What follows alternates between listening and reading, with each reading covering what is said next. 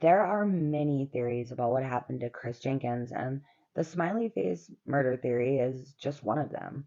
Another theory about what happened to Christopher Jenkins has to do with a motorcycle gang called the Dealers of Death. The Dealers of Death is a motorcycle gang that originated in Iowa, however, eventually moved to New Brighton, Minnesota. Reportedly, the gang was ran by a guy named Jeremy Lynn Alfred. However, in 2006, he was sentenced to life in prison. Just 4 years after Chris disappeared, Jeremy and his younger brother killed their roommate, get this, using a hammer, a barbecue fork, knife, and then they set the trailer on fire with his body inside. Jeremy was 23 at the time, and his brother Lewis was only 17. Both were tried as adults. Jeremy was convicted of first-degree murder and first-degree arson and sentenced to 99 years to life.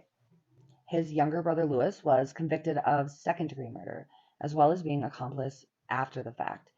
He was only sentenced, however, to 30 years in order to pay a restitution for the cost of the trailer that they set on fire. And he's actually set to be released in early 2026. Scary. You need to hide your kids, hide your wife, and hide your husband. So, needless to say, these brothers were locked up. However, they weren't when Chris was murdered. Many people believe that Jeremy is the person who killed Chris that night. Some actually believe that this gang could be the Smiley Face Killers, due to the strange coincidence that one member of the gang was nicknamed Smiley. Yep, Zmiley.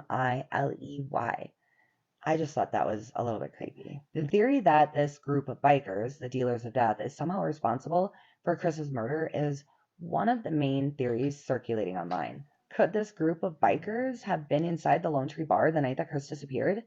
Well, according to one of the bouncers that night, Jeremy and his group of followers were regulars at the Lone Tree Bar, and the group was there the night that Chris went missing.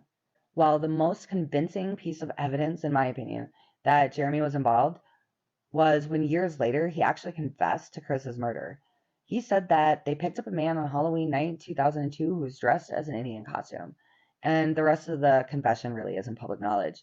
But what is public knowledge is that the police have publicly admitted to getting this confession, but nothing has been done about it.